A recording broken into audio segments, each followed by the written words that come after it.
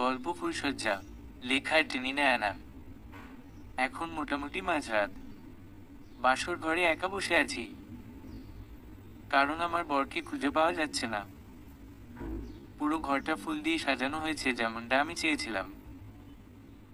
আমার টিউলিপ আর অর্কিড ফুল খুব ভালো লাগে, তাই এই ফুলগুলো দিয়ে খাট সাজানো হয়েছে। আমি নিজেও আমার বরের মনের মতো করে সেজেছি, কিন্তু কিছু মানুষের কপালে সুখ সহ্য হয় না। আমি মীরা, আমার বর আদিত্য চৌধুরী। আদিত্য সম্পর্কে আমার বাবার বন্ধুর ছেলে। প্রায় 2 বছরের সম্পর্ক আমাদের। 2 বছর ধরে ভালোবাসাগুলো একটু একটু করে জমিয়েছি। 2 বছরের স্বপ্নগুলো যখন সত্যি হয়ে গেল, তখন হঠাৎ করেই সবকিছু এলোমেলো হয়ে গেল। কারণটা না হয় পরে বলি। আদিত্যকে আমি আদি বলে ডাকি। আদি 2 বছর আগে যখন প্রথম গ্রামে এলো, মনে হয়েছিল যেন রূপকথার রাজ্যের রাজপুত্র। প্রথম দেখায় আদিকে যে কারো ভালো লাগবে। তখন আমি সবে এসএসসি পরীক্ষা দিয়েছি। বয়সটা খুব একটা বেশি নয়। আমারও লেগেছিল, বোধহয় প্রেমেও পড়েছিলাম। আদিত্যরা বেশ বড়লোক, সবার ধারণা টাকার জন্য কেউ বোধহয় ওকে আটকে রেখেছে, বা অন্য কোনো বিষয়। সারা বাড়িতে এ নিয়ে কানাঘুষা চলছে।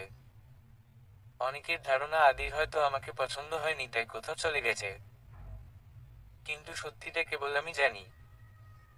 জানা সত্ত্বে কিছুই করতে পারবো না। আদি আমাদের গ্রামে এসেছিল গ্রাম দেখতে। ওদের পৈতৃক বাসস্থানও একই গ্রামে। কিন্তু আমার শ্বশুর বিয়ের পরপরই গ্রাম ছেড়ে শহরে চলে যায়, তারপর বিদেশ। আমি গ্রামেই জন্মেছি, কিন্তু পড়াশোনার সূত্রে শহরেই বেশিরভাগ সময় কাটলেও আমি সহজ সরল সাদামাটা থাকতে পছন্দ করি। গ্রামে আমাদের বাড়িটা বেশ বড়। আদির থাকার জায়গাও সেখানে করা হয়েছিল। আমাদের বাড়িতে বেশ ভালোই কাটছিল দিনগুলো। আমি, বাবা মা আর আদি। রোজ সকালে আবার সন্ধ্যায় ওকে ঘুরতে নিয়ে যেতাম। মেঠো পথ ধরে ছুটে যেতাম অচেনা ঠিকানায়। গ্রামের মাঝ বরাবর একটা নদী আছে, সেই নদীর তীরে দুজন কত সময় কাটিয়েছি তার হিসেব নেই। হঠাৎ এক গোধূলি লগ্নে আদি আমার হাতে হাত রেখে বলেছিল, ভালোবাসি তোমায়। বিয়ে করবে আমায়। সবই জনস্বপ্ন বলে মনে হয়েছিল। লজ্জায় লাল হয়ে শুধু একবার মাথা নেড়ে সায় দিয়েছিলাম। তার আদি আবার বিদেশ চলে গেল। দূরে থেকেও ভালোবাসা একটুও কমেনি কখনো। এই বিয়েতে তেমন কারোরই মতো ছিল না, কেবল আমার শ্বশুর ছাড়া। শাশুড়ি মা তো আমি বাড়ি আসার পর থেকে ঘরে দরজা দিয়ে বসে আছেন। তিনি নাকি আমার মুখও দেখতে চান না। তার মতে আমি চাঁদ ছুঁয়ে ফেলেছি। ননদ যা কেউ একটিবার আমাকে দেখতেও আসেননি। আমার 2 ননদ। বড়টা তো আমাকে সহ্য করতে পারে না, ছোটটা অবশ্য ভারী মিষ্টি। এ বাড়িতে সবার ধারণা আমি আদিত্যর পাশে বেশ বেমানান। মাঝে শুধু আদির চাচিমা এসেছিলেন খাবার দিতে। আমার সাথে কোনো কথা বলেনি, তবে বেশ কয়েকবার মায়া নিয়ে পেছনে ফিরে তাকিয়েছিল। তাতেই আমি খুশি। এই অবস্থায় খাওয়ার কোনো ইচ্ছে নেই বললেই চলে। বারবার চোখের সামনে অতীতের সেই দিনগুলো ভাসছে। চোখ দিয়ে টুক টুক করে পানি পড়ছে। হয়তো কান্নার সবে শুরু। এখনো অনেক পথ বাকি আছে। সারা রাত একভাবে বসেছিলাম। আদি আসেনি। আশায় ছিলাম একটিবার অন্তত আসবে, কিন্তু আসেনি। প্রায় ভোরের দিকে চোখ লেগে গেছিল। দরজা খোলার শব্দে ঘুম ভেঙে গেল। আবছা আলোয় দেখতে পেলাম আদি এসেছে। মাথা নিচু করে দাঁড়িয়ে আছে আমার সামনে। চোখ মুখ লাল হয়ে আছে। আমার মতো সেও বোধহয় সারা রাত ঘুমায়নি। ভালোভাবে তাকিয়ে দেখি আদির চোখ দিয়ে পানি পড়ছে। বোধহয় কোনো এক অপরাধ বোধ ওকে করে করে খাচ্ছে। কিছু বলার আগেও অচমকায় আমাকে জড়িয়ে ধরে বাচ্চাদের মতো কেঁদে দেয়। আমিও আদিকে জড়িয়ে ধরে কাঁদাতে কাঁদাতে অজ্ঞান হয়ে যাই। তারপরে কিছু মনে নেই। কতক্ষণ পর গগন ফিরেছে জানি না। চোখ খুলেই দেখি আদিত্য শক্ত করে হাতটা ধরে মাথা নিচু করে পাশে বসে আছে। আমি উঠতে নিলেই জড়িয়ে ধরে। প্লিজ মীরা, আমাকে ক্ষমা করে দেও। ছাড়ো সেসব। কাল মা। কথার মাঝখানে থামিয়ে দিয়ে উঠে পড়লাম। কেন যেন কথাগুলো শুনতে ইচ্ছে হচ্ছে না। আদিত্য পিছন পিছন চলে এলো। বাহিরে এসে সবার জন্য চা করে শাশুড়ির ঘরের দিকে যাচ্ছিলাম। বাহিরে থেকে শ্বশুরের বেশ চেঁচামেচি শুনতে পেলাম। শ্বশুর বারবার শাশুড়িকে শাসাচ্ছিল। কাজটা তুমি ঠিক করলে। তোমার ছেলেই মীরাকে পছন্দ করে বিয়ে করেছে, আর বিয়ের দিনই তুমি কিনা ছেলেকে বউয়ের থেকে আলাদা করলে। যা করেছি বেশ করেছি। ওই মেয়ের কোনো যোগ্যতা নেই আমার ছেলের বউ হওয়ার।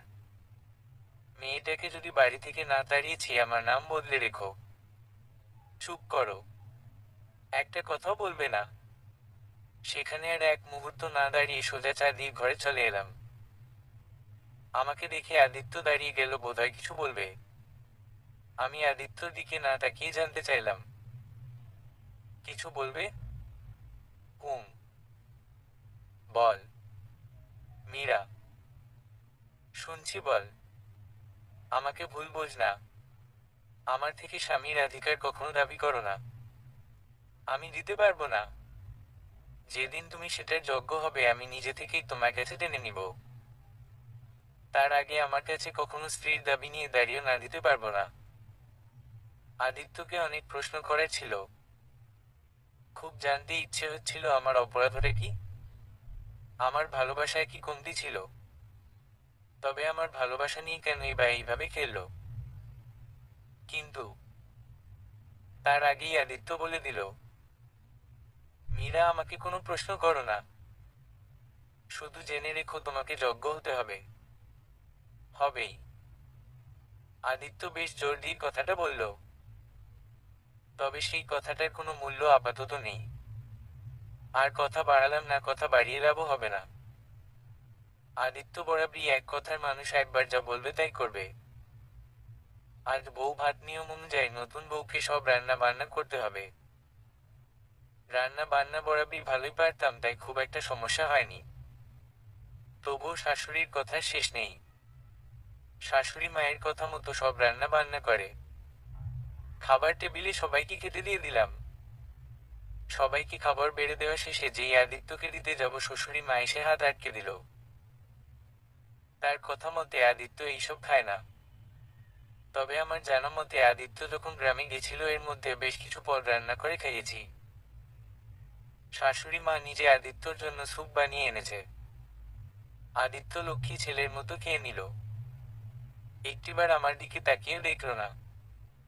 আমার শ্বশুর একবার আমার দিকে অসহায়ভাবে তাকিয়েছিল, কিন্তু কিছু বলেনি। চোখ দুটো আবার জলে ভিজে এলো। এক রাতে মানুষ কি করে এতটা পরিবর্তন হতে পারে, তা আদিত্যকে না দেখলে জানতে পারতাম না। শাশুড়ি আমার দিকে তাকিয়ে মিটিমিটি হাসছে। বোধহয় বেশ মজা পেয়েছে।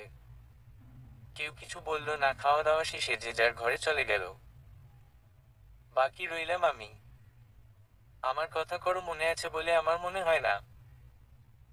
আগে আদিত্য দিনে 2বার ফোন দিয়ে জানতে চাইতে খেয়েছি কিনা। আজ এত কাছে থেকে এত অবহেলা ঠিক নিতে পারছি না। খাওয়ার কোনো ইচ্ছে নেই বললেই চলে। তাই না খেয়ে আমিও ঘরে চলে গেলাম। ঘরে গিয়ে আদিত্যকে কোথায় দেখতে পেলাম না। খুঁজলাম ও না, কারণ জানি মায়ের কাছে গেছে। যেহেতু বিয়েটা ঘরোয়াভাবে হয়েছে, তাই এতস্থ ঝামেলাও নেই। বিয়েটা মূলত আমার শ্বশুরের জোরেই হয়েছে। একটা সময় মনে হতো বিয়েই বোধহয় পূর্ণতা পাওয়ার একমাত্র মাধ্যম। আদিত্যর ভালোবাসা ছাড়া আর কিছুই চাইনি। তবে বিয়েই যে সব নয়, তা এখন একটু একটু করে বুঝতে পারছি। সারাদিন টুকটাক কাজকর্ম করছিলাম। বাড়িতে অনেক কাজের লোক, তবেও আমি বেশ কিছু কাজে হাত লাগালাম। হাজার হোক, সংসারটা তো আমার। এরই মধ্যে ছোট ননদ নীলার সাথে বেশ ভাব হয়েছে। সে প্রায় আমার সমবয়সী। কিন্তু বড় ননদের কাছে আমি তার চোখের বালি। 7 দিন আদিত্যর সাথে তেমন কথা হয়নি। বোধহয় আমাকে এড়িয়ে চলছে, কারণটা এখনো অজানা। সন্ধ্যায় আদিত্য এলো। এসেই আমাকে বলল, মীরা একটু পানি এনে দিবে। আমিও মিষ্টি হেসে ছুটতে নিলে দরজায় তাকিয়ে দেখি বড় ননদ দাঁড়িয়ে আছে। আপুকে দেখে আদিত্য হাসি মুখটা নিমিষেই কালো হয়ে গেল। রাতে সবাইকে খেতে দিলাম। হঠাৎ কলিং বেলটা বেজে উঠল। শাশুড়ি মা আমার দিকে তাকিয়ে রহস্যময় একটা হাসি দিয়ে বললেন, যাও তো গিয়ে দরজাটা খুলে দাও, কে এসে দেখে এসো। বড় ননদও বেশ মিটিমিটি হাসছে। আসার পর থেকে শাশুড়ি মা আমার দিকে তাকিয়ে দেখেনি। হঠাৎ এমন ভালো ব্যবহার বেশ গায়ে লাগছে। আবার বেল বাজতেই আমিও ছুটে গিয়ে দরজা খুলে অবাক হয়ে তাকিয়ে আছি। এত মিথিলা। মিথিলাকে দেখে মনের ভেতর এক নতুন ভয় কাজ করতে লাগলো। তবে কি আমি হারিয়ে ফেলবো সবকিছু? মিথিলাকে দেখে আমি একরকম চমকে উঠলাম। মিথিলা হলো আদিত্যর খালামণির মেয়ে। গ্রামে দ্বিতীয়বার যখন আদিত্য গিয়েছিল তখন মিথি আপু গ্রামে গিয়েছিল। তবে তার হাব ভাব আমার একদম ভালো লাগেনি। আদিত্যর কাছে পড়ে শুনেছিলাম মিথি আপু আদিত্যকে ভালোবাসে, বিয়ে করতে চাইছিল। মাও নাকি আদিত্যর সাথে মিথি আপুর বিয়েটা দিতে চাইছিল। কিন্তু আদিত্য তো আমাকে ভালোবাসে, তাই মিথি আপুকে সরাসরি না করে দেয়। তবুও নানা রকম ভাবনা মনে চলে এলো। ভাবনায় ছেদ ঘটিয়ে মিথিলা বলে উঠল, কি ব্যাপার মীরা, এমন করে তাকিয়ে আছো কেন? না কিছু না মিথি আপু, ভেতরে এসো। তা তো আসবই।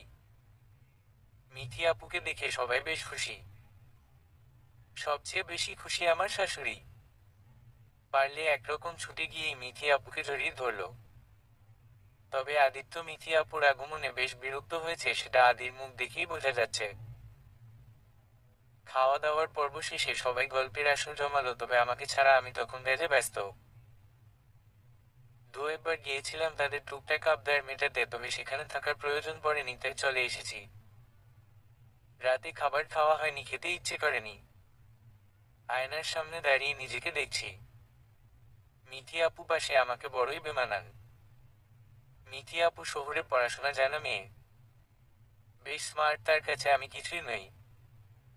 দেখতেও বেশ সুন্দর, তবে আমি যে একেবারে অসুন্দর তা নয়। আয়নায় নিজেই নিজেকে প্রশ্ন করলাম, তুমি পারোটা কি? কেনই বা ভালোবাসবে তোমায় আদিত্য চৌধুরী? পেছনে থেকে উত্তর এলো, তুমি গান গাইতে পারো, মিষ্টি করে হাসতে পারো, আর আমায় ভালোবাসতে পারো। পেছনে তাকিয়ে দেখি আদিত্য। আমার ভালোবাসা পাওয়ার জন্য এই তুমিই যথেষ্ট। কিন্তু অধিকার পেতে হলে মা দিদি সবার কাছে যোগ্য হতে হবে, সবার মন জয় করতে হবে। কথাগুলো বলতে বলতে আদিত্য আমার কাছে এগিয়ে এলো।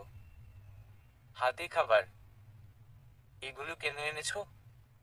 তুমি খাওনি কেন মীরা? আমার উপর রেগে আছো? কই না তো, খেতে ইচ্ছে করছিল না তাই। মুখটা খোলো, আমি খাইয়ে দিই। আদিত্য খাইয়ে দিয়ে এসে একবার আমার দিকে তাকিয়ে বিছানা থেকে বালিশ নিয়ে যেতে নিলে হাতটা ধরলাম।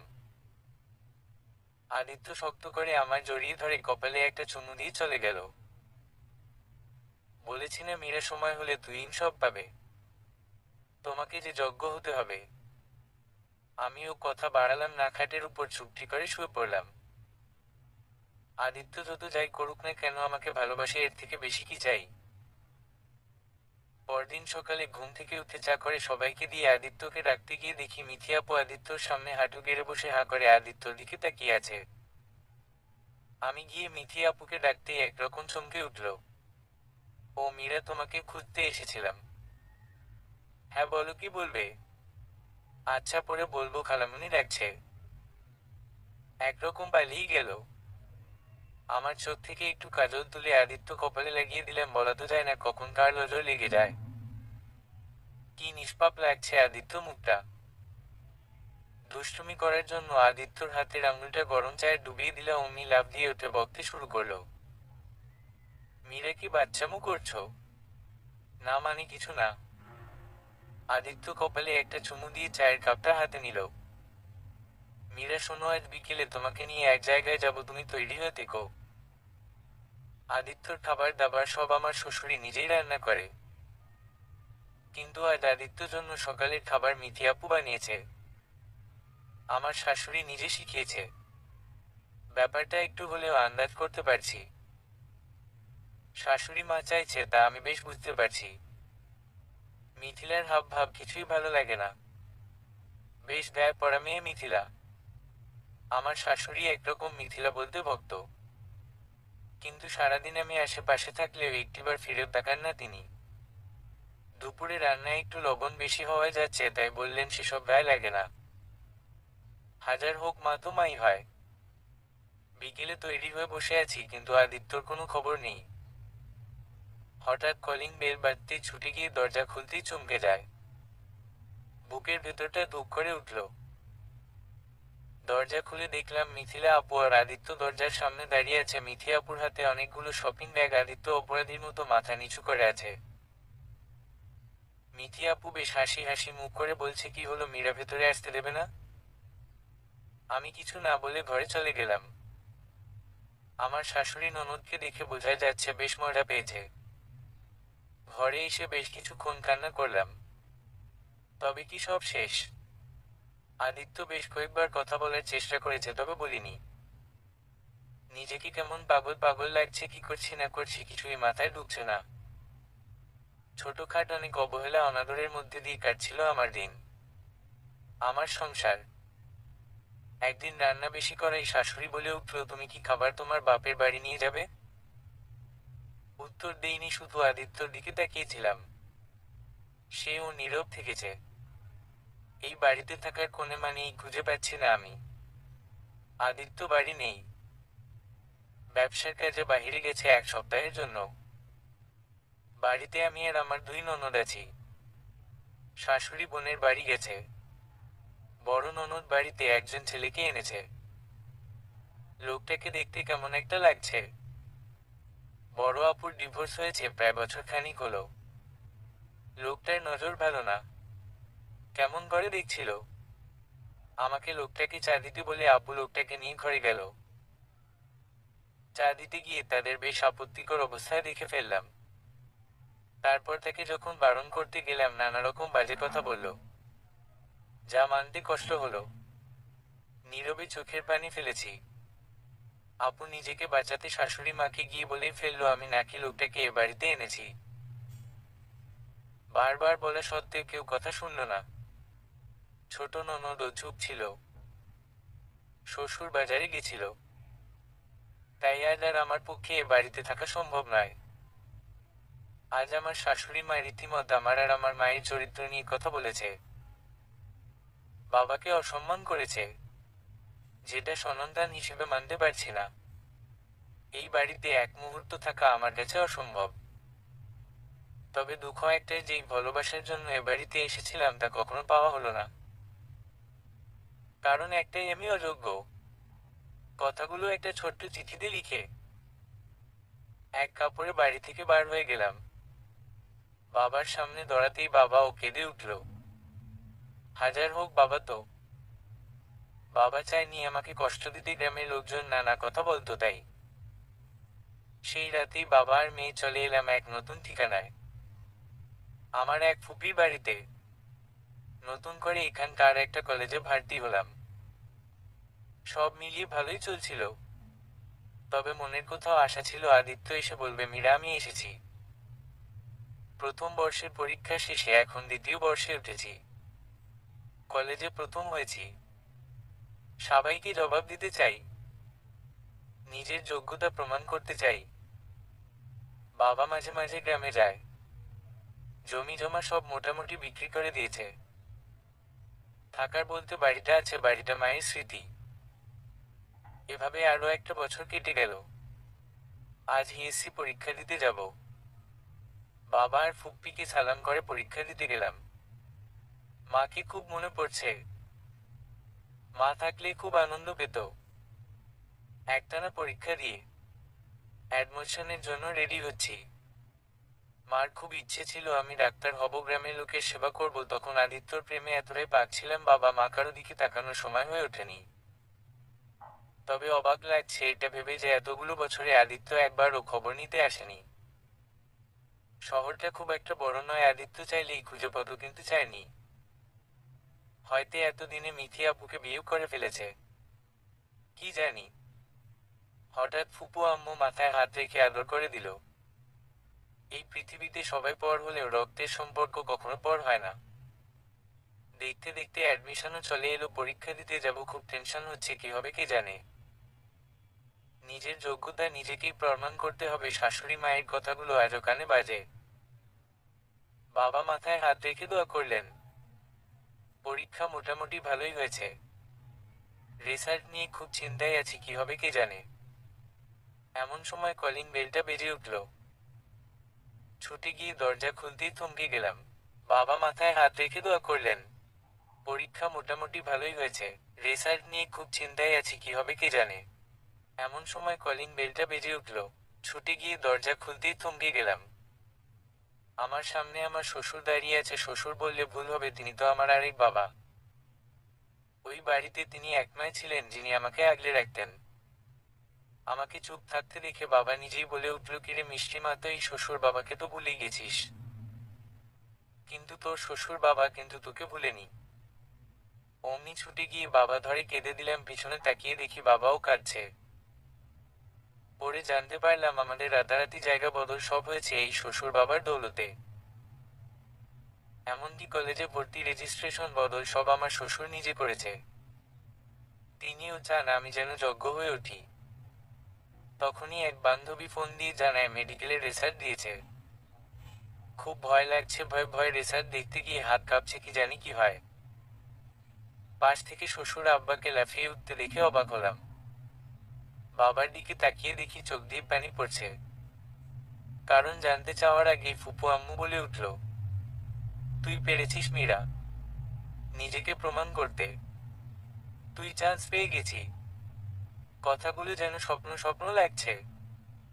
সবার হাসি মাখা মুখগুলো দেখে নিজেকে মনে হচ্ছে পৃথিবীর সবচেয়ে সুখী মানুষ। মুহূর্তেই অতীতের কালো ছায়া যেন কেটে গেল। বাবা ফুপ্পি সবাইকে নিয়ে খুব ভালো আছি। মাঝে মাঝে শ্বশুর আব্বু আসেন দেখা করতে, কখনো কখনো থেকে যান। বাড়ির কথা তেমন কিছুই বলেন না, আমিও জানতে চাই না। বেশ ভালোই কাটছিল পড়াশোনা, বন্ধু বান্ধব সবাইকে নিয়ে। দেখতে দেখতে সব পরীক্ষায় পাশ করে গেছি। বাবা ফুপ্পি সবাই খুব খুশি। ইন্টার্নি করার জন্য আমাকে রাজশাহী পাঠানো হয়। সেখানে আমি একাই থাকি। একবারে পার্মানেন্ট হয়ে গেলে বাবা আর ফুপ্পিকে নিয়ে আসবো। এত বছরে আদিত্যর প্রতি জমানো অভিমানগুলো কখন রাগে পরিণত হয়েছে বুঝতেই পারিনি। একদিন খুব সকাল সকাল হাসপাতাল থেকে ফোন এলো। 7 মাসের গর্ভবতী মহিলা পড়ে গিয়ে নাকি পেটে চাপ লেগেছে। অবস্থা নাকি খুব ভালো না। আমাকে তাড়াতাড়ি হাসপাতালে যেতে হবে। আমিও দেরি করলাম না, পারলে একরকম ছুটেই হাসপাতালে গেলাম। গিয়ে নার্সের বলতেই তারা আমাকে রোগীর কাছে নিয়ে গেল। রোগীর মুখটা দেখে রীতিমতো চমকে গেলাম।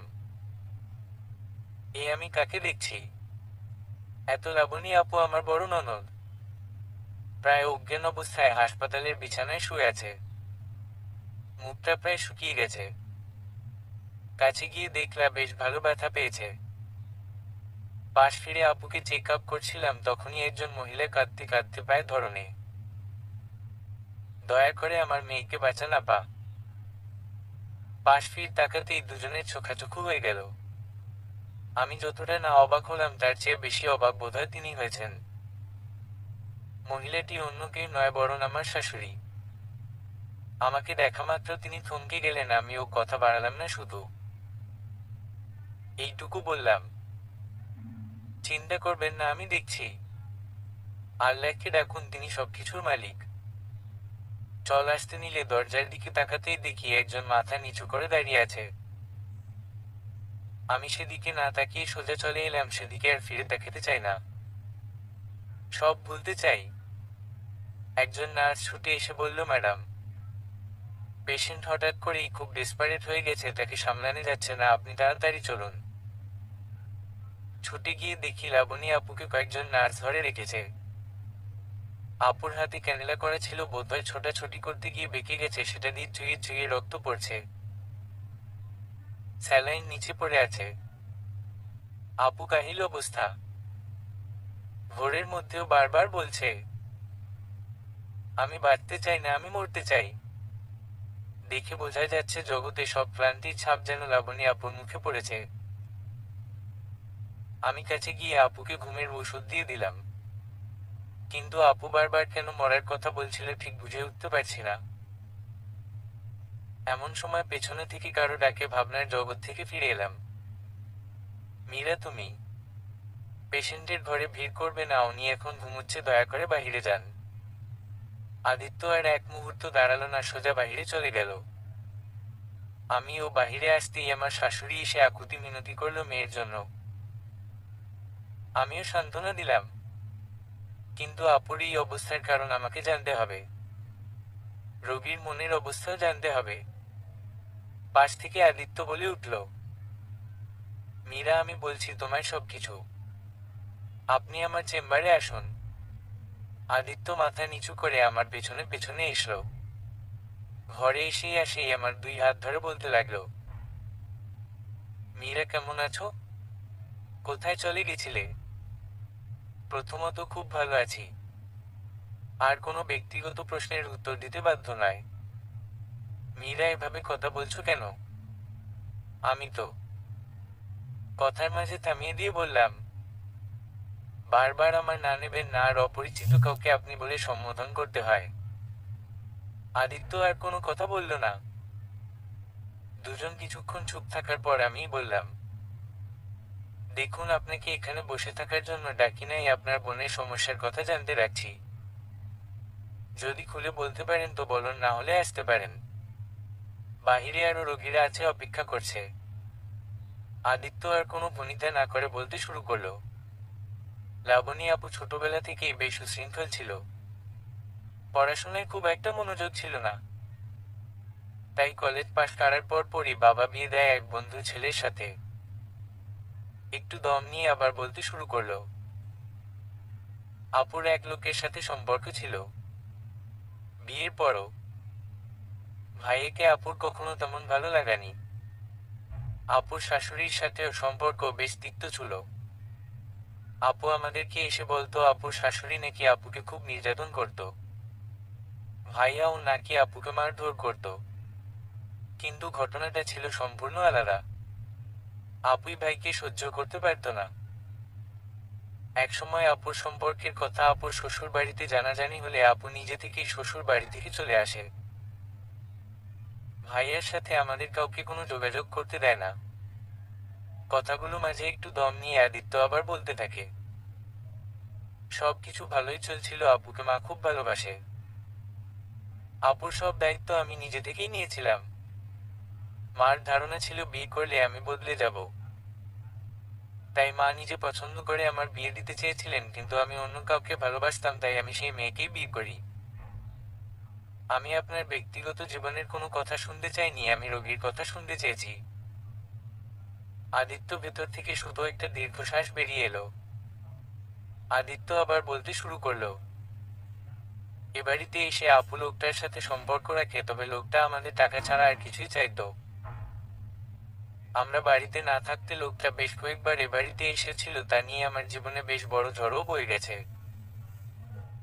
কথাগুলো বলার সময় আদিত্য বারবার আর চোখে আমার দিকে দেখছিল। সে শব্দ আপনার জানাই আছে। এভাবে আপু লোকটার সাথে বেশ আষ্টেপৃষ্টে জড়িয়ে যায়। ভাইয়া আপুকে নিতে এসেছিল, কিন্তু আপু বারবার ভাইয়াকে ফিরিয়ে দিয়েছে। একটা সময় লোকটা আপুর কাছে টাকা পয়সা নিতে থাকে। আপু সরল বিশ্বাসে সব দিয়ে দেয়, এমনকি নিজেকেও। কয়েক মাস আগে আপু জানতে পারে সে প্রেগনেন্ট। কথাগুলো লোকটাকে বললে লোকটা আপুকে খারাপ বলে তাড়িয়ে দেয়। বাড়িতে কথাগুলো বললে বাবা মা সবাই আব্বুকে মারধরও করে। কিন্তু তখন অনেকটা দেরি হয়ে যায়। আপু বারবার আত্মহত্যা করার চেষ্টা করে। আদিত্যকে মাঝে থামিয়ে দিয়ে জানতে চাইলাম, এত মাস পর কেন উনি আবার এমন করছেন? প্রেগনেন্সির তো বেশ কিছু সময় চলে গেছে। আদিত্য আবার বলতে শুরু করলো, আপুকে নিয়ে বেশ চিন্তায় ছিল, বাপ মা আপু কেমন একটা হয়ে গেছিল।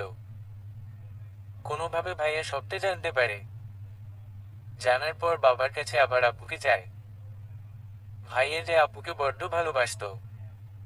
আপু প্রথমে না যেতে চাইলেও ভাইয়ার ভালোবাসার কাছে হার মানতে হয়। সবকিছু ভালোই চলছিল। আপুও মায়ের কাছে সব অন্যায় স্বীকার করেছিল। মাকে আপুই নানাভাবে উস্কাতো আমার স্ত্রীর বিরুদ্ধে। ভাইয়া আপুর বেবিটাকেও মেনে নিয়েছিল, আপুও বেশ খুশি ছিল, কিন্তু আজ সকালে কথাটা বলেই আদিত্য কেঁদে দিল। আমি কিছু বুঝতে পারছিলাম না এখানে কান্নার কি আছে, কিন্তু আদিত্য যা বলল তা শোনার জন্য আমি মোটেও প্রস্তুত ছিলাম না। আজ ভোরে ভাইয়া নাকি সিলেট থেকে ফিরছিল। অফিসের কাজেই সিলেট গিয়েছিলেন তিনি, কিন্তু ফেরার পথে একটা ট্রাকের সাথে অ্যাক্সিডেন্ট করে ঘটনাস্থলেই ভাইয়া মারা যান। কথাটা শোনার পর থেকেই আপুরই অবস্থা। কথাগুলো শেষ হতেই আদিত্য চলে গেল। আদিত্যর কথাগুলি শুনে আমি থমকে গেলাম। পায়ের নিচ থেকে মাটি সরে গেল। বারবার কানে শুধু একটা কথাই বাজছিল। শেষ যেদিন অপমানিত হয়ে বাড়ি থেকে বেরিয়ে এসেছিলাম সেদিন আপুকে শুধু একটা কথাই বলেছিলাম, যে সুখ থেকে তুমি আমাকে আজ বঞ্চিত করলে আমার আল্লাহ তোমাকে কেন দিন সে সুখ দিবে না। কথাগুলো কেন বলেছিলাম নিজের কাছে নিজেকেই অপরাধী মনে হচ্ছে। তবে কথাগুলো খুব কষ্ট পেয়ে বলেছিলাম এইটুকু মনে আছে। কিন্তু আমি তো আপুর এত বড় ক্ষতি চাইনি। নিজের মনকে কিছুতেই শান্ত করতে পারছিল না। অবশেষে সিদ্ধান্ত নিলাম লাবণী আপু ও তার সন্তানের সব দায়িত্ব আমি নিব। তখনই নার্স ছুটে এসে বলল, ম্যাম পেশেন্ট অক্সিজেন নিচ্ছে না। কথা শুনেই বুকের ভেতর ধক করে উঠল। একরকম ছুটে গিয়ে দেখি লাবণী আপুর নিঃশ্বাস নিতে বেশ কষ্ট হচ্ছে। আমি কাছে যেতেই বেশ ছটপট করছিল।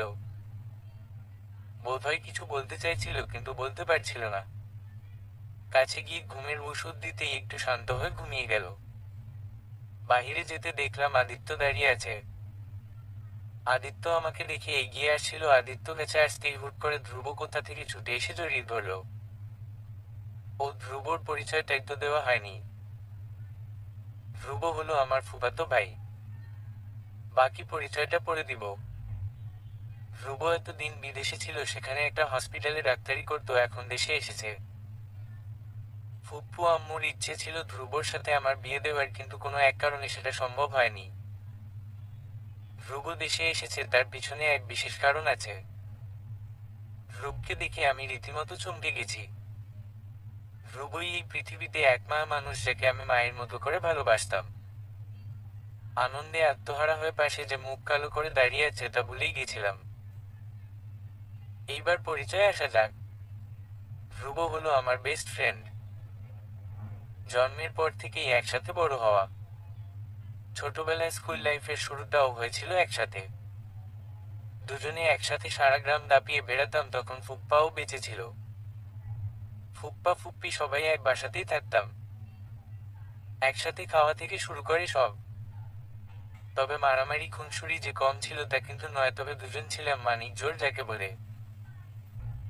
ছোটবেলা থেকে কেউ কাউকে ছাড়া এক মুহূর্ত থাকতাম না। তবে এটা শুধুই বন্ধুত্ব, নিখাদ একটা সম্পর্ক। আমাদের সম্পর্কে কোনো চাওয়া পাওয়া ছিল না। না ছিল কোনো জটিল হিসাব নিকাশ। ছেলে মেয়ের পার্থক্য কোনো দিনও আমাদের সম্পর্কে বাধা হয়ে দাঁড়ায়নি। পরিবারও কোনো দিনও বাধা দেয়নি, কারণ আমরা কখন সম্পর্কের জটিলতায় নিজেদের বন্ধুত্বটাকে ভাসিয়ে দেইনি। আমরা আমাদের সম্পর্কটাকে সম্মান করতাম। সবকিছু ভালোই চলছিল, হঠাৎই হার্ট অ্যাটাকে ফুপ্পা মারা যায়। তখন পরিবেশটা থমথমে। ফুপ্পা নিজের পরিবারের জন্য বেশি কিছু রেখে যায়নি। পরিবারের সবাই সিদ্ধান্ত নেয় আমাকে আর ধ্রুবকে বিয়ে দেবে। বাবার ছেলে ছিল না, বাবাও ছেলে পাবে, আর ধ্রুবও পড়াশোনার পাশাপাশি বাবাকে সাহায্য করবে। বিয়ের কথা শুনেই আমরা দুজনেই চমকে গেছিলাম। তখন আমি সবে ক্লাস 9-এ আর ধ্রুব এইচএসসি দিয়েছে। অনেক ভাবার পর আমরা সিদ্ধান্ত নিয়েছিলাম আমাদের সম্পর্ক নিঃস্বার্থ, এই সম্পর্কে ভালোবাসা ছাড়া আর কিছুই চাওয়ার থাকতে পারে না। বিয়ে আমরা করব না। বাড়ি থেকে খুব চাপ দিচ্ছিল বিয়ের জন্য, কিন্তু আমরা নিজেদের সিদ্ধান্তে অনড়। একটা সময় ফুপ্পি রাগ করে ধ্রুবকে বিদেশে পাঠিয়ে দেয়। তবে শর্ত ছিল, হয় আমাকে বিয়ে করবে, না হয় বিদেশ যাবে। ধ্রুব চলে গেছিল। আমাদের আলাদা থাকতে খুব কষ্ট হতো, কিন্তু কথায় ওই যে আমরা জটিলতা চাইনি সম্পর্কে।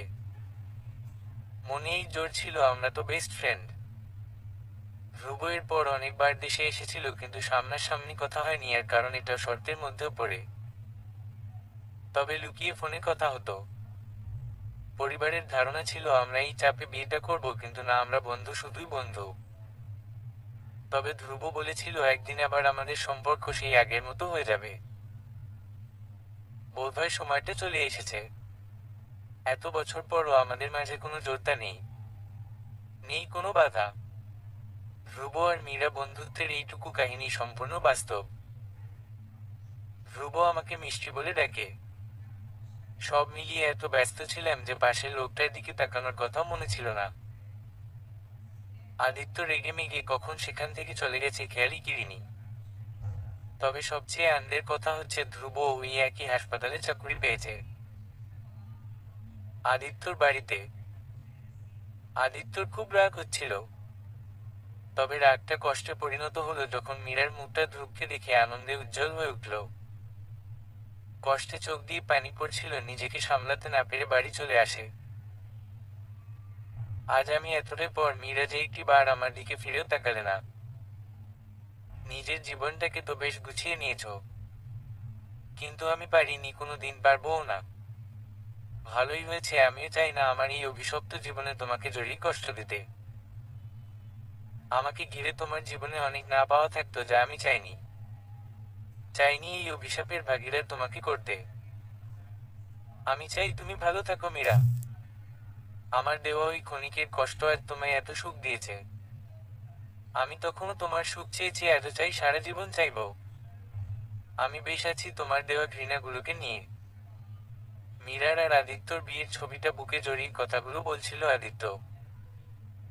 এদিকে মীরাও বেশ খুশি, এতদিন পর সে তার হুতুম প্যাঁচাকে পেয়েছে, একটু তো আনন্দ করতেই হবে।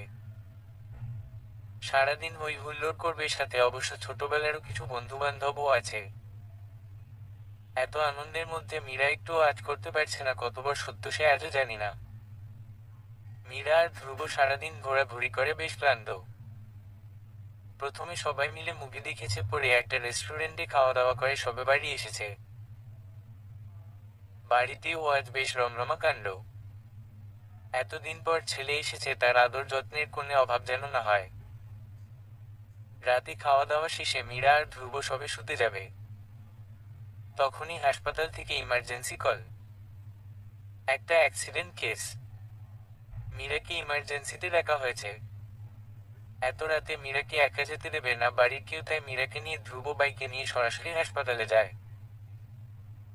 যাওয়া পথে একজোড়া চোখ যে বারবার তাদের দেখছিল, তা মীরা খেয়ালই করেনি। চোখ জোড়া আর কারণ আদিত্যর ছিল। আদিত্য বোনের সাথে দেখা করে ফিরছিল, তখনই বাইকে মীরা আর ধ্রুবকে দেখতে পায়। মীরা আর ধ্রুব হাসপাতালে এসে রোগী দেখে রোগীর অবস্থা খুব একটা ভালো না, বেশ শোচনীয়। লোকটির বাড়িতে খবর দেওয়া হয়েছে, বাড়ির লোকজন আসছে, ট্রিটমেন্ট শুরু হয়ে গেছে। যেহেতু ধ্রুব এখনো হাসপাতালে জয়েন করেনি, তাই সে বাহিরে অপেক্ষা করছিল। হাসপাতালে ঘোরাঘুরি করার এক পর্যায়ে ধ্রুবর চোখ যায় পাশের কেবিনে একজন প্রেগনেন্ট মহিলা শুয়ে আছে, আর তার ঠিক পাশে একটি মেয়ে, গুটিসুটি মেয়ে, সোফায় হেলান দিয়েই ঘুমোচ্ছে। মেয়েটি বই পড়ছিল। বইটা এখনো বুকের উপর আছে। চুলগুলো এলোমেলো হয়ে মুখে পড়ছে। চোখে এখনো চশমা পরা আছে। ধ্রুবর খুব ইচ্ছে হচ্ছিল মেয়েটির কাছে গিয়ে মুখের উপর থেকে চুলগুলো সরিয়ে দিতে। এমন সময় পেছনে থেকে মীরা ডেকে ওঠে, কি রে, কি করছিস রে? কি, চল, অনেক দেরি হয়ে গেছে। হ্যাঁ চল। লোকটার অবস্থা কেমন দেখলি? ভালো না। বাড়ির লোক খবর পেয়েছে? লোকটার বউয়ের সাথে কথা হয়েছে, কাল সকালের মধ্যে চলে আসবে, কিন্তু লোকটা কাল অবধি বেঁচে থাকবে কিনা কে জানে। Very sad. বিটিডব্লিউ বাড়ি চল, ফুপ্পু আম্মু অপেক্ষা করছে।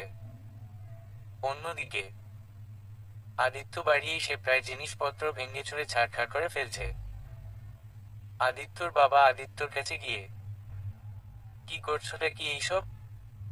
বাবা মীরা, তুমি তো তাই চেয়েছিলে। চুপ। চাওনি? হুম। তাহলে এখন কেন কষ্ট পাচ্ছ? চুপ। তোমাকে বারবার বলেছিলাম মীরাকে সবটা বল। মীরাকে জানাও, কিন্তু তুমি নিজে কিছু বললে না, আমাকেও বলতে দিলে না। সব জেনে যদি মীরা আমাকে অবহেলা করতো তখন? মীরা এমন মেয়ে না আদিত্য। সে সব মিথ্যা সন্তবনা ছাড়া আর কিছুই না বাবা। মীরা সব জেনে যদি আমাকে অবহেলা করতো সেটা আমি মেনে নিতে পারতাম না, তার থেকে বরং যা হয়েছে বেশ হয়েছে। মীরা ভালো আছে এটাই অনেক। তাহলে এইসব কেন করছো? এই সব নাটক বন্ধ কর। কথাগুলো বলে কবির সাহেব আদিত্যর বাবা চলে গেলেন। দরজার পাশে দাঁড়িয়ে আদিত্যর মা সব শুনলেও তার কিছু করার নেই, তার হাতে এখন আর কিছুই নেই। একটা সময় তিনি দিনরাত এক করে আল্লাহকে ডাকতেন যাতে মীরাকে বাড়ি থেকে বের করে দেয়। এখন তিনি চান আল্লাহ যেন মীরাকে আদিত্যর জীবনে ফিরিয়ে দেন। ছেলের মুখের দিকে তাকাতে তার ভয় করে। তিনি এমন মা যে ছেলের ফুলশয্যার রাতে নিজের নামে কসম দিয়ে ছেলেকে বউয়ের থেকে দূরে পাঠিয়েছিল। কিন্তু কি থেকে কি হয়ে গেল? মিথিলা যাকে কিনা তিনি হীরা ভেবেছিলেন সে কাঠ টুকরা ছাড়া আর কিছুই না, তার প্রমাণ তিনি সেদিনই পেয়েছিলেন যেদিন আদিত্য সবার সামনে ওর রিপোর্টগুলো দেখিয়েছিল। মেয়েটা চলে গেছে। পাপ তো তিনি করেছেন, তবে শাস্তি কেন তার এক মায়ের কলিজার টুকরা পাচ্ছে? রাহেলা বেগমের বড় জানতে ইচ্ছে করে মীরা যদি আদিত্যর সব কথা জানতো তবে কি মীরাও আদিত্যকে ছেড়ে চলে যেত? কি জানি। তার খুব ইচ্ছে করে মীরাকে সরাসরি সব জিজ্ঞেস করতে, কিন্তু ছেলের দেওয়া কসম ফিরাতে পারে না। আদিত্য হাতে গিটার নিয়ে যাবে, সোজা ছাদে চলে যায়। এই গানই আজ আদিত্যর একমায় সঙ্গী, যে তাকে ছেড়ে কখনো। মাঝরাতে ছাদে বসে গলা ছেড়ে গান শুরু করে আদিত্য। আমার প্রাণের মানুষ প্রাণে, তাই হেরি তাই সকল থানে। আছে সে নয়ন ধারায় আলোক ধারায়, তাই না হারায় আছে। ওগো তাই দেখি তাই যেথায় সেথায়, তাকাই আমি যেদিক পানে। আমি তার মুখের কথা শুনবো বলে গেলাম কোথা, শোনা হলো না, হলো না। আজ ফিরে এসে নিজের দেশে এই যে শুনি, শুনি তাহার বাণী আপন গানে। কে তোরা খুঁজিস তারে কাঙাল বেশে দাঁড়ে দাঁড়ে, দেখা মেলে না মেলে না। ও তোরা আয়রে ধেয়ে দেখ রে চেয়ে আমার বুকে, ওরে দেখ রে আমার দুই নয়নে। আজ সকাল থেকেই মীরাদের বাড়িতে বেশ উৎসবের আমেজ। এত বছর পর ছেলে বিয়ে করতে রাজি হয়েছে, এর চেয়ে আনন্দের আর কি হতে পারে? ধ্রুবর মা তো বেশ খুশি। সকাল সকাল মীরা আর ধ্রুব হাসপাতালে বেরিয়েছে। আজ ধ্রুবর জয়নিনের যে অ্যাক্সিডেন্ট করেছিল লোকটা আজ সকালেই মারা গেছে। লোকটার বাড়ির লোক এসেছে, মীরাকেই সকল ফর্মালিটি করতে হবে। লোকটার পায়ের কাছে বসে বসে একজন মহিলা কাঁদছে, বোধহয় তার স্ত্রী। মেয়েটা নাকি কাল রাত থেকে ঠায় ওভাবেই বসে আছে আর বারবার বলছে আমাকে ক্ষমা করে দিও। মেয়েটার ঠিক পাশে একজন মহিলা বসে আছে, বোধহয় মেয়েটা বোন। আমি কৌতূহল ধরে রাখতে না পেরে মেয়েটির বোনের কাছে গিয়ে জানতে চাইলাম, উনি এভাবে কি বলছে? ডাক্তার আপা, অনেক বড় ভুল বোঝাবুঝি হয়েছে। আমার বোন জামাইয়ের বোনের বিয়ে হয়েছিল প্রেম করে 6 মাস আগে। ওরা দুইজন বেশ সুখী ছিল। 2 মাস আগে হঠাৎই বোন জামাই আমার বোনকে মারধর করে বাড়ি থেকে বার করে দেয়। 2 দিন আগে আমরা জানতে পারি জামাইয়ের ক্যান্সার হয়েছিল। আজই আমার বোন জামাইয়ের কাছে যেত, জামাইকে বড্ড ভালোবাসে, কিন্তু সেই সুযোগটাই পেল না। কথাগুলো বলেই উহু করে কেঁদে দিল। আর মেয়েটি তো কাঁদাতে কাঁদাতে বারবার অজ্ঞান হয়ে যাচ্ছে। আমারও চোখ দিয়ে টুক টুক করে পানি পারছে। হায় রে ভালোবাসা! ভালোবাসার মানুষকে ভালো রাখার জন্য নিজেই শেষ হয়ে গেল। হঠাৎই আদিত্যর কথা মাথায় আসতেই একটা খটকা লাগলো। পেছনে থেকে কেউ ঘাড়ে হাত রাখতেই চমকে উঠলাম। কি রে মিষ্টি, ভয় পেলি? আরে না, ভুল। আচ্ছা চল বাড়ি যাই, ফুপ্পি আম্মু অপেক্ষা করছে। আর তাছাড়া শপিং আছে, আবার বিকালে বিয়ের কার্ডটা ছাপাতে যেতে হবে। অনেক কাজ, চল বাড়িতে যাই। হাসপাতালে কাজ শেষ করে মীরা আর ধ্রুব বাড়ি চলে আসে। ঘরোয়াভাবেই বিয়েটা হবে। বিয়ের ডেটও করা হয়েছে ঠিক 3 দিন পর। হাতে একদম সময় নেই, 3 দিনের মধ্যে বিয়েটা হবে। বিকেলে কার্ডের অর্ডার দিয়ে সরাসরি শপিংয়ে চলে যায় মীরা আর ধ্রুব। ভাগ্যচক্রে আদিত্য একটা কাজে এসে দেখে মীরা আর ধ্রুব বিয়ের কেনাকাটা করছে। সেখানে এক মুহূর্ত না দাঁড়িয়ে সোজা বাড়ি চলে আসে আদিত্য। বাড়ি এসেই দেখতে পায় টেবিলের উপর একটা বিয়ের কার্ড। কার্ডটা হাতে নিতেই আদিত্যর বাবা বলে ওঠে, মীরাকে মুক্তিটা দিচ্ছ কবে? কার্ডটা কি মীরার বিয়ের? তার নয়তে কি? আদিত্য আর কিছু না বলে সোজা নিজে ঘরে গিয়ে দরজা লাগিয়ে দেয়। সারা সন্ধ্যা আদিত্য ঘরেই ছিল। মা এসেছিল 2-1 বার, তবে দরজা খুলেনি, শুধু সাড়া দিয়েছে। আদিত্য প্রায় 11টা নাগাদ ছাদে চলে যায়। শেষবারের মতো রাতটাকে উপভোগ করেছে আদিত্য। ছাদের বেশিরভাগ গাছগুলো মীরার হাতের, আদিত্যর বেশ লাগে গাছগুলোকে। এটাই বোধহয় শেষবার। এই ছাদেই গাছ, এই রাত কিছুই আর দেখা হবে না। মীরাকে ফুলের বিছানা আর উপহার দেওয়া হবে না।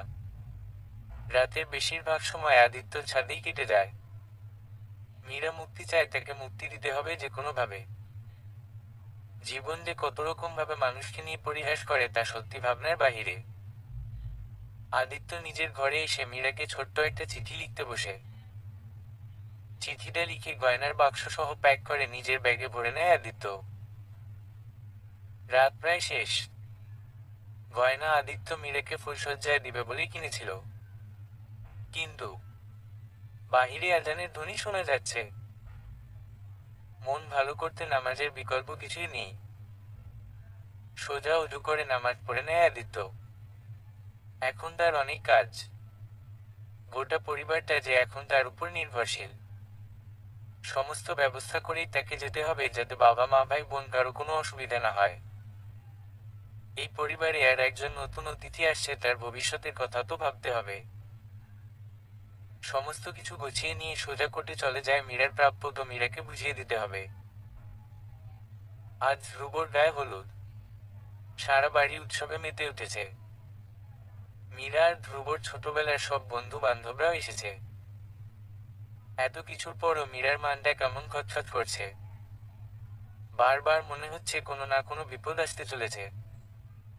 সন্ধ্যায় হঠাৎ কলিং বেলটা বেজে উঠল। দরজা খুলেই মীরার ডাক পড়ল। কুরিয়ার সার্ভিসের লো এসেছে, মীরার নামে পার্সেল আসে। বিয়ে বাড়িতে পার্সেল ব্যাপারটা বেশ অস্বাভাবিক। মীরা পার্সেলটা নিয়ে ঘরে চলে যায়। পার্সেলটা সাদা কাগজে মোড়ানো। এটা আদিত্য পাঠিয়েছে।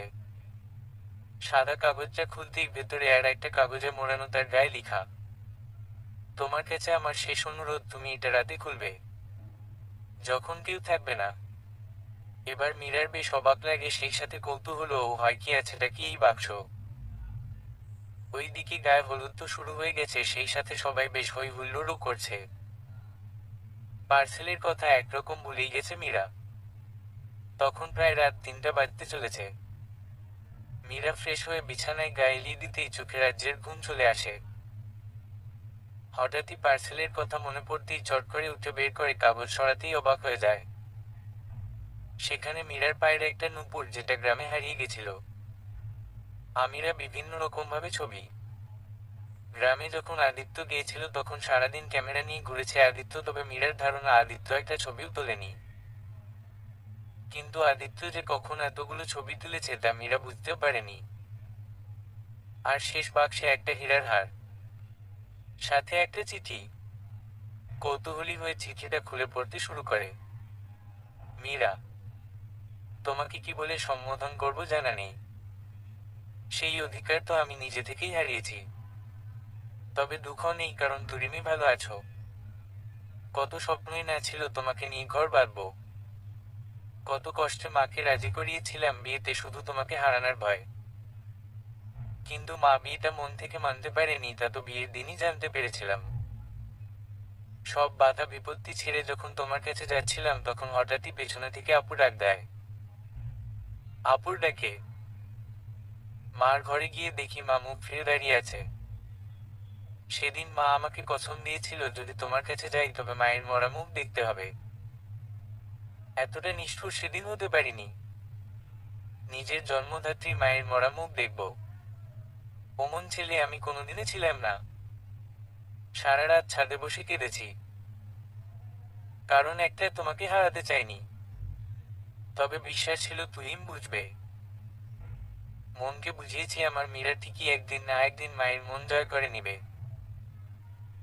আপু আর মা বারবার তোমার যোগ্যতার কথা বলতো।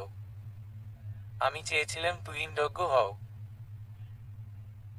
তারপর তোমায় সম্মান দিয়ে ঘরে তুলবো নতুন বেশে সাজিয়ে। সবকিছু অন্যরকমও হতে পারত, মনের মতো। কিন্তু হয়নি, কারণ আমার ভাগ্য। তোমার মনে আছে সেদিন ডাক্তার একটা রিপোর্ট দিয়েছিল, রিপোর্টটা তোমায় দেখতে দেইনি। কারণ রিপোর্টে আমার সবচেয়ে বড় অপারগতার কথা লেখা ছিল, যেটা আমি নিজেই কোনো দিনও জানতাম না, এখনো মানতেও পারিনি। কিন্তু না মানলেও এটাই সত্যি, আমি কোনো দিনও বাবা হতে পারবো না। হ্যাঁ, সত্যি পারবো না। আমি পারতাম না তোমায় সন্তান সুখ দিতে যা তুমি সবসময় চেয়েছো। আমি চাইলে তোমাকে কথাগুলো সেদিনও বলতে পারতাম, কিন্তু কেন বলিনি জানো? কারণ আমি চাইনি তুমি আমাকে দয়া কর। আমি জানি তুমি আমাকে ছেড়ে যেতে না, তবুও আমার নিজেকে সারা জীবন অপরাধী মনে হতো। মনে হতো একজন মেয়ের সারা জীবনের স্বপ্ন আমার কারণে শেষ হয়ে গেল। তাই তোমাকে বারবার দূরে ঠেলেছি। চাইনি তোমাকে এই অভিশপ্ত জীবনে জড়িয়ে রাখতে। আজ আমি সফল। তুমি সত্যি অনেক দূরে চলে গেছো মীরা। তোমার বিয়ে দেখার মতো সাহস বা ক্ষমতা কোনোটাই নেই, তুমি ভালো থেকো। তোমার জ্যোতির আলোয় আলোকিত করে তুলো তোমার নতুন সংসার। আর হ্যাঁ, আমাকে মনে রেখো কিন্তু। আমি তোমাকে রোজ দেখবো ওই আকাশ থেকে। তোমাকে মুক্তি দিলাম। আর এই গয়নাটা তোমার বিয়ের উপহার ভেবেছিলাম তোমায় নিজ হাতে পরিয়ে দিব, কিন্তু হলো না। ইতি আদি। চিঠিটা পড়ে মীরা যেন পাথরের মূর্তি হয়ে গেছে। যে মানুষটা তাকে এত ভালোবাসে সেই মানুষকে না জানি কতটা কষ্ট দিয়েছে। যাকে এত ভালোবাসলা তাকে এইটুকু বিশ্বাস করতে পারলাম না আমি। মীরা নিজেই নিজেকে কথাগুলো বলছে আর কান্না করছে। কিন্তু আদিত্য কি করতে চাইছে তা কি? মীরা দ্রুত ফোন বের করতে যাবে, তখন মীরার ফোনটা বেজে ওঠে। মীরার ছোট ননদ ফোন করেছে। লাবণ্য। কি হয়েছে লাবণ্য, কাঁদছো কেন? আদি কোথায়? ওকে ফোনটা দাও, আমি কথা বলবো। কি হয়েছে বলবে তো? চুপ করে আছো কেন? ভাবি ভাইয়া। আর ভাবি ভাইয়া? অনাবলো বলছি, তোমার ভাইয়া কই? ভাবি ভাইয়া আজকে রাতে বাবার সব ঘুমের ওষুধ খেয়ে ফেলেছে। আমরা যখন ভাইয়ার ঘরে যাই তখন ভাইয়ার কোনো সেন্সই ছিল না। ভাইয়াকে হাসপাতালে আনা হয়েছে। ডাক্তার বলেছে ভাইয়া নাকি আর বাঁচবে না। তরিমি, প্লিজ তাড়াতাড়ি এসো। মীরার পায়ের নিচ থেকে যেন মাটি সরে গেল। এ কি করলো আদিত্য? একবার তো আমাকে বলতে পারতো। একবারও কি আমার কথা মনে পড়লো না? কিছু না বলে কাঁদাতে কাঁদাতে মীরা সোজা হাসপাতালে চলে যায়। ডাক্তাররা আদিত্যকে ওয়াশ করেছে, কিন্তু বেশি দেরি হয়ে যাওয়ায় আশা রাখতে পারছে না। মীরা নিজেও আদিত্যকে দেখেছে, 48 ঘন্টা না যাওয়া পর্যন্ত কিছুই বলা যাচ্ছে না। সেহেতু অনেক হায়ার দুধ খেয়ে ফেলেছে, সেহেতু 16 ঘন্টার মধ্যে গগন না ফিরলে বাঁচানো অসম্ভব। শরীর যেন ধীরে ধীরে কাজ করা বন্ধ করে দিয়েছে আদিত্যর। পালস রেটও ক্ষীণ হয়ে আসছে। যত সময় যাচ্ছে ততই যেন আদিত্য নিস্তেজ হয়ে যাচ্ছে। দেখতে দেখতে প্রায় 12 ঘন্টা চলে গেছে, কিন্তু কোনো রেসপন্স করছে না। আদিত্যর পাশ থেকে উঠে মীরা বাহিরে যেতেই মীরার শাশুড়ি মীরাকে চেপে ধরে। যত দোষ তো আমি করেছিলাম, তার জন্য শাস্তি আমাকে দাও মা। কিন্তু আমার আদিত্যকে বাঁচায় দাও। তোমার দুটো পায়ে পড়ি। এসব কি বলছেন? পাশ থেকে মীরার বাবা বলে ওঠে, দোষ কি শুধু আপনার একার নাকি? আপনার ছেলে তো কম অত্যাচার করেনি মীরার ওপর। এখন এসছে নাটক করতে। তখনই আদিত্যর বাবা বলে ওঠে, হ্যাঁ, আমার ছেলে তো অত্যাচার করেছে, মীরাকে ভালোবেসে অত্যাচার করেছে। এক রাতে আপনাদের সমস্ত সম্পত্তি ডাবল দামে কিনে সাহায্য করে মীরার উপর অত্যাচার করেছে। মীরাকে ছায়ার মতো আগলে রেখে অত্যাচার করেছে। মীরার কলেজে ভর্তির ব্যবস্থা করে আদিত্য অন্যায় করেছে, অত্যাচার করেছে। ও মীরার তো মেডিকেল অ্যাডমিশনে 2 মার্ক কম ছিল। শুধু মীরার স্বপ্ন পূরণের জন্য নিজের রেপুটেশন খারাপ করে ঘুষ দিয়ে মীরার ভর্তি করিয়েছে। আরো শুনতে চাও মীরা? মীরা মাথায় নিচু করে আছে, চোখ দিয়ে শুধু পানি পড়ছে, মুখে কোনো কথা নেই, গলা আটকে আসছে। তাহলে শোনো, তোমার কলেজের রকিকে মনে আছে যে তোমাকে উঠতে বসতে অসম্মান করতো, হঠাৎ কেন বদলে গেল জানো? না জান মা, জানবেই বা কি করে? তুমি তো শুধু আদিত্যর বাহিরেটা দেখেছো, মানটা দেখনি। এটাই তোমার ভালোবাসা? আর ছেলেটা আমার তোমার সুখের জন্য নিজের জীবন বিসর্জন দিল, এটাই আদিত্যর ভালোবাসা? মীরার শ্বশুর আর এক মুহূর্ত না দাঁড়িয়ে চলে গেল। পাশে মীরা আর মীরার বাবা দাঁড়িয়ে আছে, মুখে কোনো কথা নেই। শ্বশুরের বলা প্রত্যেকটা কথায় মীরার বুকে গিয়ে লেগেছে, কিন্তু কিছু বলার বা করার নেই। সত্যিই তো মীরা কতবারই না আদিত্যকে মনমরা হয়ে থাকতে দেখেছে, কিন্তু কখনো জানতে চায়নি তার কারণ। আদিত্য ভেতরটাই তো কখনো দেখতে পারেনি। এই ভালোবাসার বড়াই করেছে এতদিন। এই ভালোবাসত মীরা আদিত্যকে। নিজের কাছে নিজেকেই ছোট মনে হচ্ছে। আদিত্যর কিছু হয়ে গেলে মীরার কি হবে ভাবতেও বুকটা ধক করে উঠছে। তবে কি সব এভাবেই শেষ হয়ে যাবে? পাশ থেকে একজন নার্স মুখ কালো করে দাঁড়িয়ে আছে, কিছু বলতে চেয়েও বলতে পারছে না। সাথে ধ্রুবও দাঁড়িয়ে আছে। মীরা স্থির চোখে ধ্রুবর দিকে তাকাতেই ধ্রুব বলে উঠল, শরীরে মিষ্টি। আদিত্যকে বোধহয় আর বাঁচানো গেল না। মীরা এখনো স্থির হয়ে আছে, মাথা কাজ করছে না। পায়ের নিচে তো মাটি নেই। মীরা, এই মীরা শুনছিস? কিছু বলার আগেই মীরার চোখের সামনে ঝাপসা হয়ে আসে, গা গুলিয়ে আসছে। কিছু না ভেবেই সোজা আদিত্যর কাছে ছুট দেয়। ঘরে গিয়ে দরজা বন্ধ করে দেয়। আদিত্য পায়ের কাছে গিয়ে চুপটি করে বসে পড়ে। আদিত্যর সেন্স আছে, কিন্তু কাজ করছে না। এখনো সময় আছে, তার আদিত্যকে ছেড়ে যেতেই পারে না। উঠে দাঁড়াতেই মাথাটা ঘুরে আসে। সোজা গিয়ে আদিত্যর মাথার কাছে কেবিনের রডের সাথে বাড়ি খেয়ে নিচে পড়ে যায়। সবকিছু ঝাপসা হয়ে আসে। সেই ঝাপসা চোখে তাকিয়ে শুধু একবার আদিত্যর মুখ দেখতে পায় মীরার। মনে হয় আদিত্য বোধহয় হাত বাড়িয়ে দিয়েছে।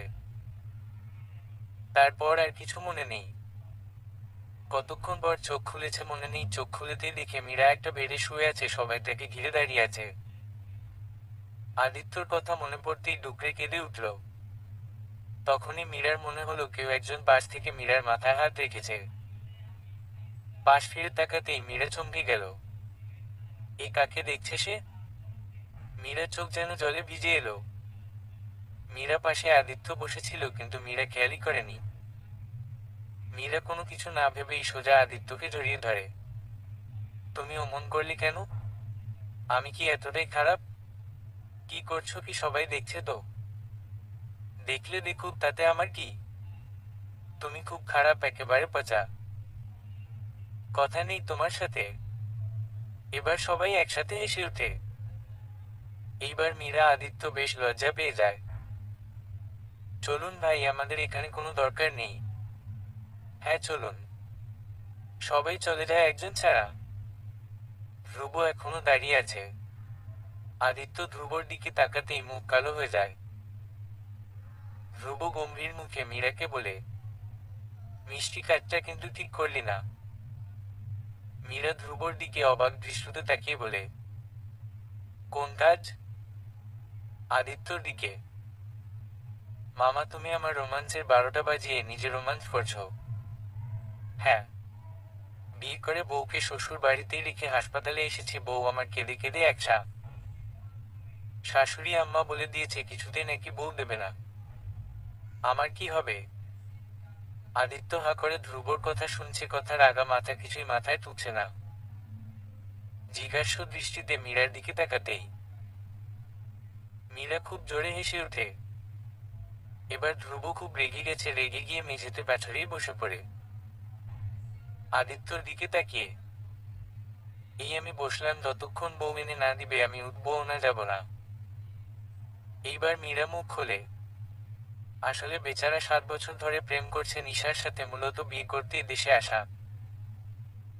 এতদিন ফুপ্পু মানছিল না বলে কেউ কিছু করতে পারেনি, কিন্তু শেষমেশ মেনে নিল, বিয়েটাও হলো। কিন্তু তুমি এমন কাণ্ড ঘটালো যে ওই লোকটার স্বাদের ফুলসজ্জাটা আর হলো না। আমার বউ চাই চাই চাই। এবার আদিত্য বেশ লজ্জা পেয়ে গেল, না জানি কি নাকি ভেবেছে মীরা আর ধ্রুবকে নিয়ে। সরি ভাই, তবে মন খারাপ করো না। আমি কথা দিচ্ছি নিশা মানে আমার মধ্যম শালিকাকে তোমার কাছে নিয়ে আসার দায়িত্ব আমি নিলাম। আসলে নিশা মীরার খালাতো বোন। একবার মীরা ধ্রুবকে নিয়েই যায় মীরার নানি বাড়ি দেখাতে, সেখানেই প্রথম দেখা। আর ওই যা হয়, চোখে চোখে প্রেম একটু একটু করে, এই আর কি। যেহেতু ধ্রুবর মায়ের একমাই ইচ্ছে মীরাকে বউ করা, সেহেতু অন্য কাউকে মেনে নেওয়া সম্ভব নয়। অবশেষ মীরাই ফুপ্পু আম্মুকে রাজি করাই। তারপর তো সবই জানা। তখন ধ্রুবর ফোনটা বেজে ওঠে। বউ ফোন করছে। বউ আমার একমায় বউ অমন করে না। মা বলে দিয়েছে যেই ছেলে বিয়ের দিন বউকে রেখে চলে যায় তার হাতে মেয়ে দিবে মা ডিভোর্স। Tata bye bye. নেহি নেহি নে হি সেন্সলেস। আদিত্য কি হলো? ধ্রুব বউ দিবে না। মীরা। আদিত্য চলো। মীরা কোথায়? আদিত্য একটা প্ল্যান আছে। ধ্রুব আর মীরা একসাথে। কি? আদিত্য আগে চলোই তো শালিকার কাছে। মীরা, আদিত্য আর ধ্রুব একসাথে বেরিয়ে যায়। গাড়ি গিয়ে সোজা নিশাদের বাড়ির সামনে দাঁড়ায়। বাড়ি এখনো সুন্দর করে সাজানো। বাড়ির সামনে গাড়ি দাঁড় করানো হয়েছে। আদিত্য এইবার আমার শালিকাকে ফোন দাও। ধ্রুব আমি? আদিত্য তার নয়তো কি আমি? দাও। ধ্রুব দিয়ে কি বলবো? আদিত্য দিয়ে বলো যে আমরা বড় রাস্তার সামনে দাঁড়িয়ে আছি, তাড়াতাড়ি চলে আসতে। ধ্রুব ফোন করে বলে দিল, কিন্তু কোনো উত্তর এলো না। ধ্রুব বেশ ছটফট করছে, একবার এপাশ তো একবার ওপাশ। মীরা আর আদিত্য তো হেসেই শেষ। হাসো হাসো, আমার মতো অবস্থা হলে বুঝতে। শেষমেশ কিনা বিয়ে করা বউ নিয়ে পালাতে হবে, কি কপাল আমার। বেশ কিছু সময় কেটে গেল, নিশার কোনো খবরই নেই, বোধহয় বেশ অভিমান করেছে। পেছনে ফিরে তাকাতেই ধ্রুব দেখতে পায় লাল শাড়ি পরে একটা মেয়ে ছুটে আসে। নিশা এসে গেছে। ধ্রুবর খুশি দেখি কে? নিশা আর ধ্রুবকে নিয়ে আদিত্য মীরা বাড়ি চলে আসে, বেশ জমকালো ব্যবস্থা হচ্ছে। এবার বিদায়ের পালা। মীরার শ্বশুর মীরাকে আর এখানে রাখতে চায় না। একমাত্র ছেলের বউ বলে কথা। আদিত্যও চায় না মীরাকে দূরে রাখতে। না চাইতেও মীরাকে অনেক কষ্ট দিয়েছে। আর না, মীরার বাবার কাছ থেকে বিদায় নিয়ে মীরাকে নিয়ে বেরোতে যাবে, তখনই আদিত্যর মা বলে ওঠে, দাঁড়াও মীরা, আমাদের সাথে যাবে না। শাশুড়ির কথায় সবাই থমকে যায়। মীরার মুখটা মুহূর্তেই যেন অন্ধকার হয়ে গেল। ঝলমলে মুখটা মেঘের আড়ালে লুকিয়ে গেল। আদিত্য মনে মনে প্রস্তুতি নিচ্ছে, আজও যদি মা মীরাকে মেনে না নেয় তবে আদিত্য ও আর যাবে না, অনেক হয়েছে আর না। আদিত্য মীরার হাত শক্ত করে ধরে আছে। মীরার চোখে পানি চলে এসেছে। মীরার শাশুড়ি মীরা আর আদিত্যর কাছে এগিয়ে গিয়ে মীরার হাত আদিত্যর হাত থেকে ছাড়িয়ে নিয়ে মীরাকে আদিত্য থেকে দূরে সরিয়ে নেয়। সবার দিকে তাকিয়ে মীরার শাশুড়ি আদিত্যর দিকে প্রশ্ন ছুড়ে মারে, কোন পরিচয় নিয়ে যাবে ওকেও বাড়িতে? সবাই তো অবাক, চোখে তাকিয়ে আছে। সত্যিই তো, হুট করে ডিভোর্স দেওয়ার সময় মনে ছিল না, যেমন কর্ম তেমন ফল। বেচারা আদিত্যর মুখ দেখার মতো হয়েছে। মীরার শ্বশুর বলে ওঠে, যেহেতু ডিভোর্স হয়ে গেছে সেহেতু তোর মীরার উপর কোনো অধিকার নেই। তাই মীরা ওই বাড়িতে যাবে না। বেচারা আদিত্য একবার মীরার দিকে তাকাচ্ছে, একবার মা আর বাবার দিকে। না, এভাবে হবে না। লাজ লজ্জার মাথা খেয়ে এবার আদিত্য বলেই ওঠে, তোমাদেরকে বলেছে যে আমি মীরাকে ডিভোর্স দিয়েছি? মোটেও না। মীরা আমার বিয়ের বউ, তাই আমি ওকে নিয়ে যাব। আদিত্য মীরার হাত ধরে টেনে নিয়ে যেতে নিলে কোথা থেকে নিশা এসে মীরার হাত টেনে ধরে। ওম্ম হুম, কোথাও যেতে দিব না। আদিত্য চোখ বড় বড় করে। দেখো শালিকা, এমন করো না, আল্লাহ পাপ দিবে। জিজু বিয়েতে কিন্তু কিছু দাওনি, এবার দিতে হবে। যা চাও পাবে, আপাতত যেতে দাও। সত্যি সত্যি সত্যি সত্যি। এরপর কোনো কথা না বলেই সোজা মীরার হাত ধরে বাড়ি থেকে বেরিয়ে নিয়ে চলে আসে। মীরার তো লজ্জায় মাটিতে মিশে যেতে ইচ্ছে করছে, বাড়িতে এত গুরুজনের সামনে ছিছি। আদিত্য মীরাকে কোথায় নিয়ে যাচ্ছে মীরা জানে না। শুধু এইটুকু জানে সে তার ভালোবাসার মানুষের সাথে নতুন এক অধ্যায় শুরু করতে যাচ্ছে। আদিত্যর গাড়ি এসে থামে এক বাড়ির সামনে। ভেতরটা সম্পূর্ণ অন্ধকার। মীরা কৌতূহল নিয়ে আদিত্যর দিকে তাকায়। কি হলো, এভাবে দেখছো কেন? এটা কি?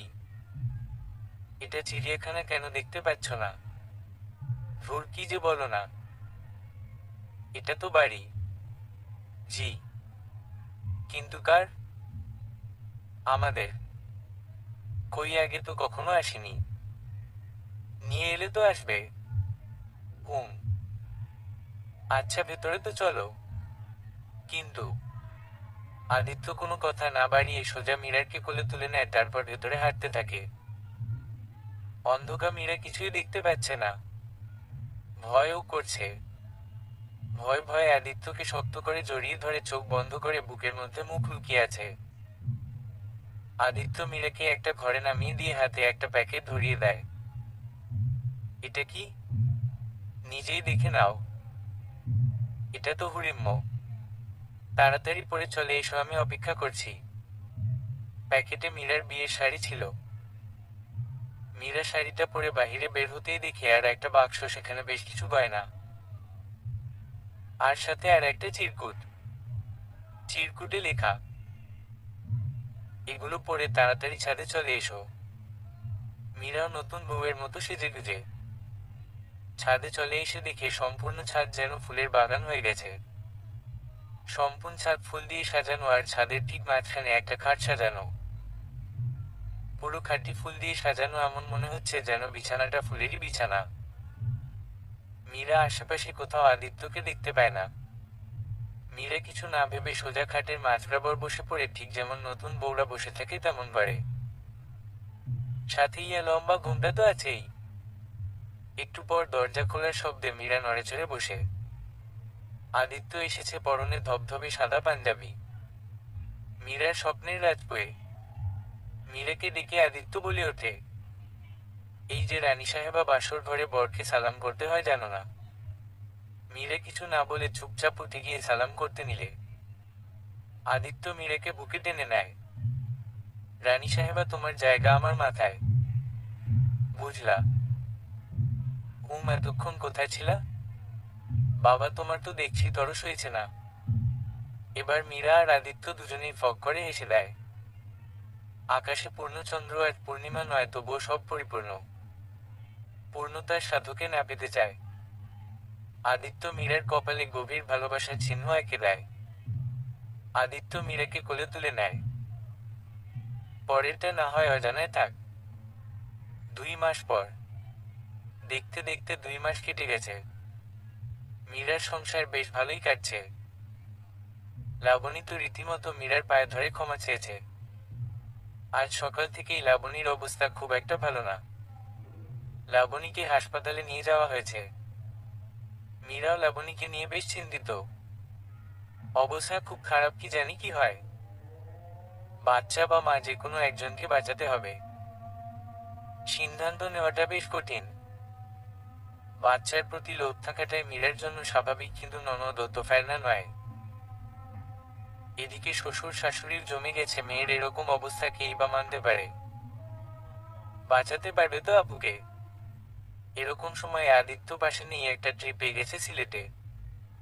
খবর পেয়ে ছুটো আসছে, কিন্তু আদিত্যর জন্য অপেক্ষা করার মতো সময় নেই। ফোনেও পাওয়া যাচ্ছে না। মীরার জীবনে আদিত্যর প্রয়োজনটা হাড়ে হাড়ে টের পাচ্ছে। প্রায় সন্ধে নাগাদ আদিত্য ছুটে হাসপাতালে। জানতে পারে ভেতরে অপারেশন শুরু হয়ে গেছে। বাহিরে বাবা মা বসে আছে, মা তো কান্না করেছে। ছুটকি মায়ের পাশে বসে আছে। মীরা বোধহয় ভেতরে আছে, একটু কথা বলতে পারবো না। বেশ কিছুক্ষণ পর মীরা ভেতর থেকে একটা ফুটফুটে মেয়েকে কোলে করে বাহিরে নিয়ে এলো। ঠিক যেন একটুকরো মেঘ নানা, সাদা ধবধবে তোয়ালে দিয়ে পেঁচানো, লাল টুকটুকে ঠোঁট। আদিত্য ভয়ে ভয়ে মেয়েটাকে কোলে নিল। কি মিষ্টি মেয়েটার মুখ, ঠিক যেন মীরার কার্বন কপি। লাবণী আপু সেই প্রথম থেকেই বলতো আমার মেয়ে চাই মীরার মতো, তাই হয়েছে। সেই নাক, সেই ঠোঁট, তবে মুখের আদরটা কিছুটা লাবণীর মতো হয়েছে। কিন্তু আফসোস, বোনটা তার মেয়েটাকে একবারের জন্য দেখে যেতে পারল না। লাবণী আপু নেই, এতে যতটা কষ্ট হচ্ছে তার থেকে বেশি কষ্ট হচ্ছে ছোট্ট মেয়েটার প্রতি। আদিত্যর গাল বেয়ে ফোঁটায় ফোঁটায় পানি গড়িয়ে পড়ছে। নার্স সব ফর্মালিটি করার জন্য এসেছে, এবার মেয়েটার বার্থ কার্ড করতে হবে। আদিত্য সবচেয়ে বেশি অবাক হলো তখন যখন নার্স প্রশ্ন করলো মেয়েটির বাবা মায়ের নাম কি। মীরা পাশ থেকে উড় দিয়েছিল। মা সানজিদা মীরা চৌধুরী, বাবা ইরফান আদিত্য চৌধুরী, আর ওর নাম হবে পূর্ণতা। সন্তান ছাড়া কোনো দম্পতি কখনো পূর্ণতা পায় না। বৈবাহিক জীবনে একটি সন্তান হলো আল্লাহর দেওয়া সবচেয়ে বড় উপহার, যা সবার কপালে থাকে না। মীরাও ভেবেছিল হয়তো তার কপালে মাতৃত্ব নেই, কিন্তু নেক মনে আল্লাহর কাছে কিছু চাইলে আল্লাহ কখনো ফেরান। মীরাও চেয়েছিল সন্তান, সুখ পেয়ে গেছে। আল্লাহ তাদের পূর্ণতা দান করেছে। লাবণী চলে গেলেও তার অংশ আছে আদিত্য আর মীরার জীবনকে আলোময় করতে। পূর্ণতার বয়স এখন 5 বছর। মাম্মা তোমার পেটে রোগ ফোলা ফোলা কেন? মীরার পেটের দিকে আঙ্গুল দিয়ে দেখিয়ে। আদিত্য হেসে বলে, মিশ্রু, তোমার মাম্মামের পেটে একটা পুচকি বোন আছে। না না পাপা, আমার ভাই চাই, ভাই। মাম্মাম, তুমি আমাকে ভাই দেবে। আমি শুধু একা পাপায়ের মিষ্টি হব আর কি না, তুমি ভাই দেবে ভাই। এবার মীরা আর আদিত্য হেসে দেয়।